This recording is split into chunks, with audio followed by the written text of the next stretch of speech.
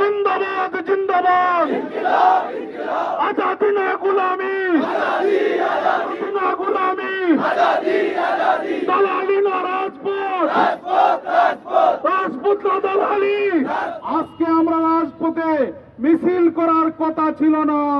আজকে বাংলাদেশ একটি সমৃদ্ধ বাংলাদেশের পথে হাঁটার কথা ছিল। আজকে বাংলাদেশ একটি মানবিক বাংলাদেশে পরিণত হওয়ার কথা ছিল, কিন্তু দুর্ভাগ্যজনক হলেও সত্য, আজকে বাংলাদেশের মানুষ বিদ্যুতের লোডশেডিং এ মানুষের জীবন অতিষ্ঠ। আজকে গ্যাসের দাম বেড়ে মানুষের নাভিশ্বাস উঠছে। আজকে পথে পথে বিরোধী দলীয় নেতা কর্মীদের উপর নির্যাতন করা হচ্ছে। এনসিপির শান্তিপূর্ণ সমাবেশে নারকীয় সন্ত্রাসী কর্মকাণ্ড পরিচালনা করা হয়েছে।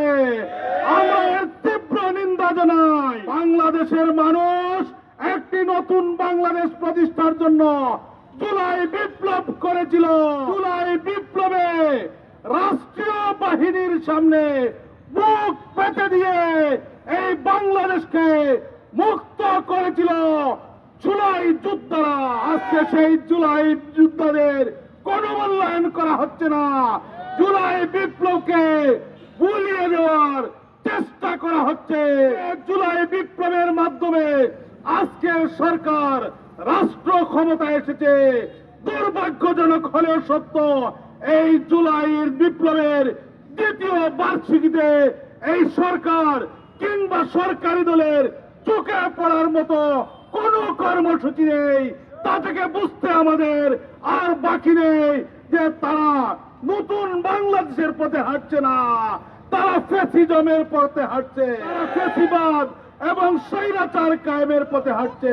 বাংলাদেশের সেই দিন ছাত্র জনতা আন্দোলন সংগ্রামে প্রেরণা জুগিয়েছিল, যে আন্দোলন সংগ্রামে মিছিল করেছিল, চেয়েছিলাম অধিকার, হয়ে গেলাম রাজাকার। আজকে আমরা বৈষম্যমুক্ত বাংলাদেশের জন্য 70 বছর আন্দোলন সংগ্রাম করেছিলাম। এই বিশ্বনাথের রাজপথে শহীদ গোলাম রব্বানীর রক্ত মিশে আছে। এই বিশ্বনাথের রাজপথে আমাদের প্রিয় ভাই আমজাদ হোসেনের রক্ত মিশে আছে।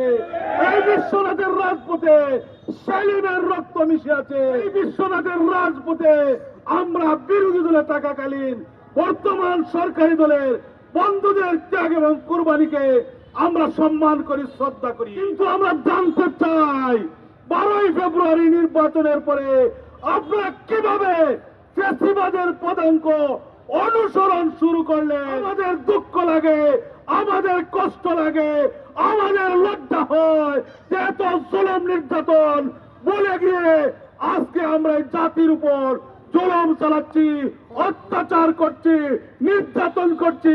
মানুষ নির্বিঘ্নে বসবাস করার কোন সুযোগ নেই। আমরা এর বিরুদ্ধে তীব্র প্রতিবাদ এবং প্রতিরোধ গড়ে তুলব ইনশাআল্লাহ। জনগণের ভাষা বোঝার চেষ্টা করুন। 12ই ফেব্রুয়ারি নির্বাচনে বাংলাদেশের 70% মানুষ গণভোটে রায় দিয়েছিল। আজকে সেই রায়কে আপনারা উপেক্ষা করছেন। আমরা পরিষ্কার বলতে চাই, গণভোটের গণরায় বাস্তবায়ন না হওয়া পর্যন্ত আমাদের আন্দোলন সংগ্রাম অব্যাহত থাকবে। আমরা জনগণের পক্ষে ছিলাম, জনগণের পক্ষে আছি, জনগণের পক্ষে থাকবো ইনশাআল্লাহ।